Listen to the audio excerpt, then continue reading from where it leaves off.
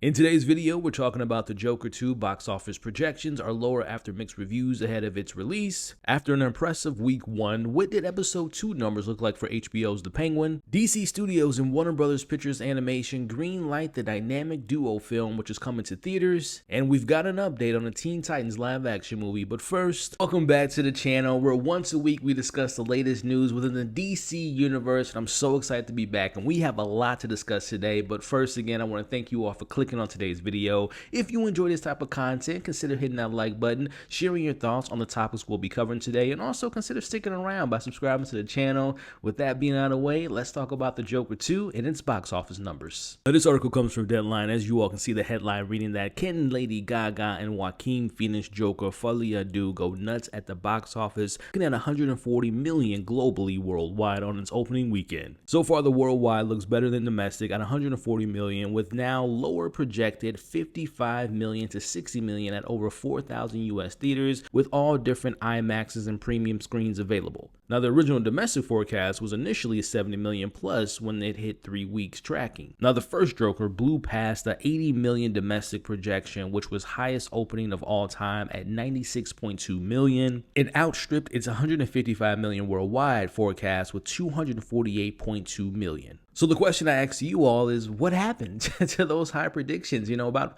3.5 weeks ago, it was some articles like Deadline and Variety were tracking the movie at like 120, 130, 158 high on the domestic end. But then as the weeks have gone by, we're all the way down to 55 million on its opening weekend. And by the way, I'm pre-recording this on a Thursday, so the numbers haven't come out yet by the time this video is out. Just my thoughts. So number one, as I mentioned, I made a video a couple weeks ago when it premiered at the Venice Film Festival's 2 mixed reviews. And honestly, I don't think those mixed reviews at that International Film Festival had any bearing on the numbers lowering week by week since it premiered, because honestly, especially when you look at it domestically speaking, I don't think a lot of average moviegoers are keeping up with like Venice, TIFF, and a lot of those, you know, international film festivals. So I don't think that has any bearing to the numbers, but I do think in the last week or so, and I actually attended one of them, and we'll talk about that here in a second, but I think in the last week, Warner Brothers did a bunch of fan screenings, and those reviews were not good. And then on top of that, about a week and a half, almost 2 weeks ago, the end of the movie leaked online. I think a lot of people saw that.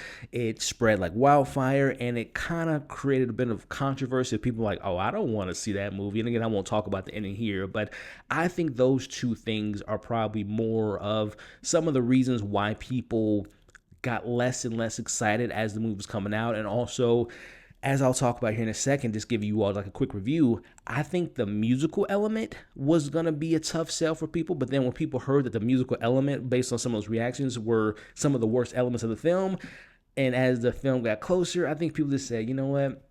I'll wait till it hits streaming. As I'm shooting this video, the current Rotten Tomatoes score was 40%, and that's come down tremendously just in the last 24 hours. So briefly, I'll just let you all know, I have a full non-spoiler review of the Joker 2 on my channel now. I have a full spoiler in and explain video, and I have like a full-on 40-minute breakdown of the film. So check out that video to get more of my thoughts. But just to kind of let you all know, I wasn't a fan of the film. Like, as I just talked about not too long ago, I wasn't a fan of how the musical took away from the film, and how I thought it was very jarring and very unnecessary. Performances are good. It looks good. There's some good moments throughout the film, but for it almost being 2.5 hours, I think it's half of a good movie. And the ending, again, no spoilers, but you can check out my thoughts on the ending.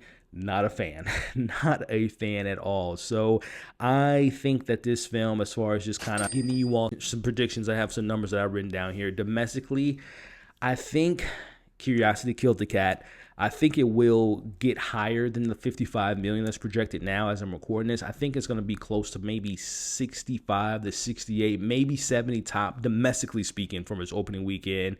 And then worldwide numbers, I don't know if it's going to really do that well internationally. I mean, I know they showed it internationally first, and I know Lady Gaga has an international fan base, but I think with the opening domestically, and I think with the worldwide, it'll probably come in at 135, that 140 that they were predicting. I can see it hitting that number with the help of the international numbers. So worldwide 135, 140, domestically open weekend 65 to 68 million.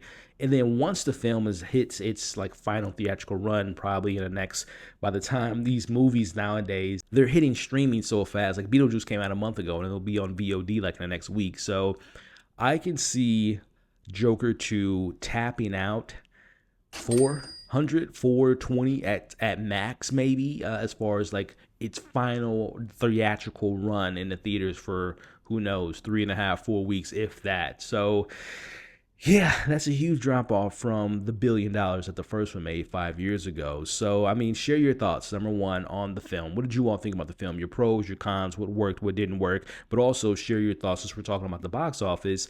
Predictions. If you're watching this when I'm releasing this on Saturday, obviously we won't have the full numbers, but what are your predictions for the opening weekend, domestically, internationally, and just worldwide for its first weekend run?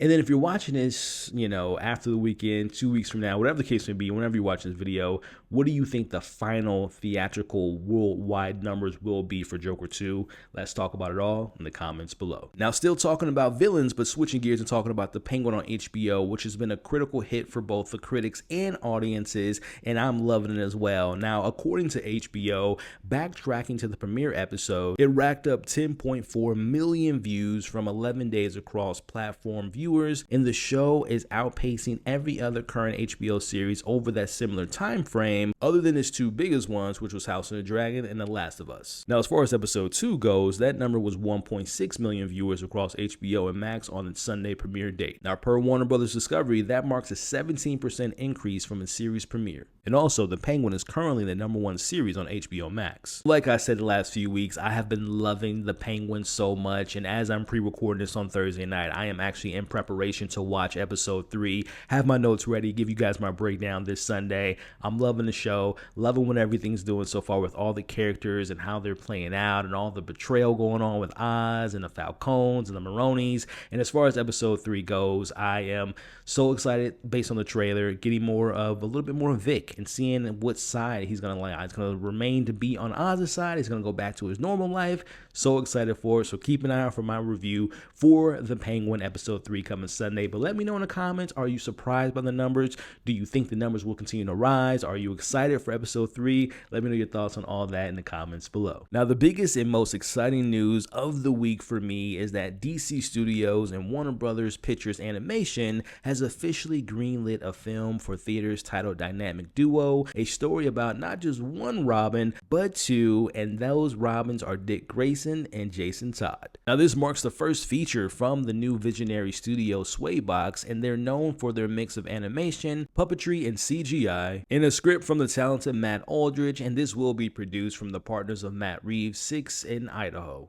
Now, before going into my thoughts about this film and what I expect, let's talk a little bit about the company Swaybox. As you all can see on the screen now, the company is known for life-size puppets and sets, combined with the technology of CGI to make animation films that look photorealistic. And to give you guys a little bit more of an insight, here's an actual reel from the creators behind the film Swaybox Studios. I'm actually looking at this with you all, these reels here, and listen, I'm no animation expert by no means, but I love a great animation, especially, you know, growing up in the realm of Pixar with Toy Story and so on and so forth, which, by the way, I love the fact that the writer of this film is actually responsible for Coco, one of my favorite Disney films of all time. But again, just looking at this, man, this looks gorgeous. Like, I love the puppetry, the CGI. I think this can be a game changer for animation in the industry, very similar to what the Spider-Verse did. Like, if you look at what happened after Spider-Verse in 2017, we got a lot of films that had a similar design, a similar aesthetic. So I like this animation. I think it can lend itself to some cool moments with the two Robins, seeing the characters interact, but also obviously the action sequences will be pretty awesome.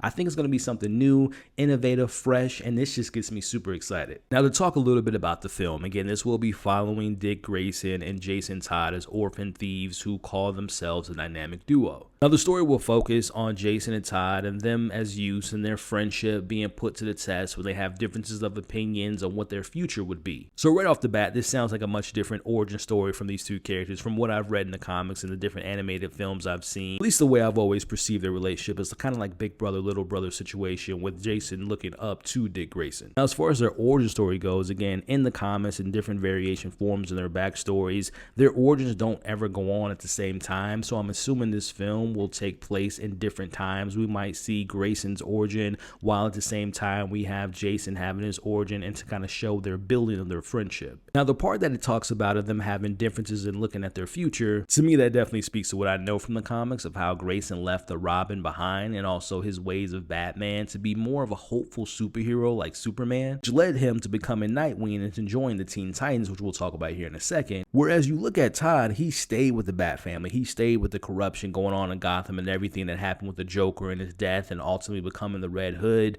So seeing their friendship turn into a bad thing at the end of the first movie, or maybe even something to explore in a sequel, will be interesting to see. Now, the question I have is, where is this going to go within the DC Studios time frame? Like, is this part of the James Gunn universe? Is this part of the thing that Matt Reeves has going on with his Batman series? Or is this like in its Elseworld? Where is this film going to lie within the DC universe? Well, according to Deadline, Dynamic Duo will not be connected to Matt Reeves' Batman universe, and it's unclear yet if it's going to be connected to the mainline DCU canon. So for me, I can see this going a couple different ways. Number one, I can see this being its own thing, being in its Elseworld, not being attached to any universe, no baggage, no pressure, no expectations. So I can see James Gunn just putting it in its Elseworld. Then the other side of that, I think about James Gunn, the DCU, and how he made his remarks when he announced the slate of Gods and Monsters Chapter 1 a year and a half ago. He had mentioned how he wants connective tissues and continuity, where if you have comic books, video games, live action, animated things, he wants consistency within his actors. So if you voice the character in the animated world, we're going to probably bring you back for the live action of that particular character. So with that being said, if that is to be true, and if he wants to keep that kind of going, or at least get that, because we know Peacemaker is going to have, Rick Flag Sr., he's going to be also in Creature Commandos, he's going to be in Superman, so like that's already been showing that type of ideas. So putting them in the DCU canon, that would mean to me that the Batman Brave and the Bold, that dynamic duo, will serve as a prequel to that film. Now, if that is the case, again, based on the story with them being younger and changing from the comics book lore, then the same logic will have to be included in that film, which we know that Damian Wayne will be the main Robin in that story. So again, going back to the animated film, you can set up Dick Grayson, you can set up Jason Todd, you can even maybe introduce Tim Drake and Barbara and establish those characters in that film,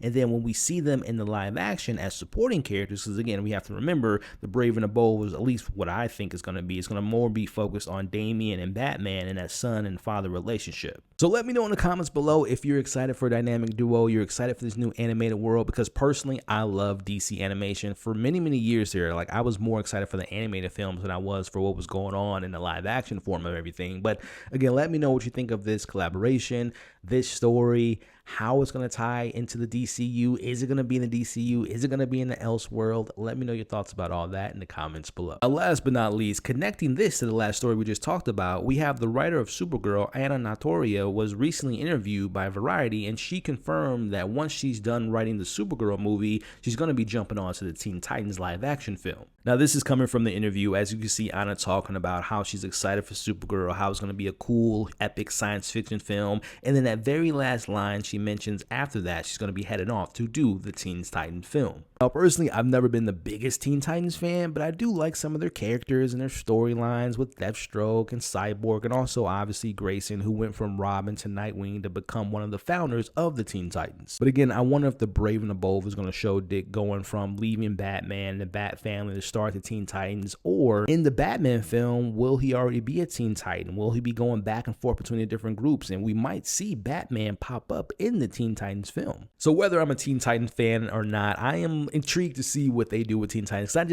I've seen and read some of their storylines, and they just don't appeal to me. But again, when Deathstroke's involved, I like Cyborg, I like Dick Grayson, I like a lot of stuff they have going. I just never really dove too deep into that lore. But speaking to the writer, like, this shows to me like a bolt of confidence. Like, if she's already doing Supergirl, now she's going to be doing Teen Titans film, that to me means that James Gunn, Peter Safran are like, you're a good writer, we like what you did with Supergirl, why don't you go ahead and do our Teen Titans film and make that good. So I'm excited to see, number one, we talked about Supergirl last week, very excited for that film and the new villain that they casted, but also intrigued to see what they do with Teen Titans. Again, will Dick Grayson be a Teen Titan when the Brave and the Bold comes out? Does it have anything to do with the dynamic duo that we talked about? I'm just So excited as a DC fan to have all these things in the mix and to have great writers, great actors, great storylines, things being established. Having a plan is a big thing. So let me know your thoughts on this particular story. The writer of Supergirl now doing a Teen Titans film. Are you a Teen Titans fan? And are you anticipating the Brave and the Bold setting up the Teen Titans film? Or will Dick Grayson already be a member of the Teen Titans? Let me know your thoughts about that in the comments below. That's the end of this week's breakdown. Let me know your thoughts on everything we talked about, from the Joker 2, from that movie, what you think about it, the box office predictions, the Penguin numbers, and obviously Dynamic Duo, the animation studio, and of course, are you excited for the Teen Titans? Let's talk about it all in the comments below. I love doing these videos every single week, and I appreciate you all watching this. I'm hoping to let this build out, get more DC conversations going as we get to 2025 with Superman and so on and so forth. So again, thank you for watching this video. Again, just a little quick plug. Check out my spoiler-free review of the Joker. Check out my spoiler ending explained. Check out my 40-minute discussion of the film. And then by the time this video is out, it'll be Saturday. Tomorrow night, Penguin Episode 3. Can't wait to talk about it with you all. But again, thank you for watching this video. If you enjoyed the content, hit the thumbs up, share this video, share your thoughts in the comments, and consider sticking around by subscribing to the channel. You all are awesome. Stay safe, and I'll catch you all on the next breakdown.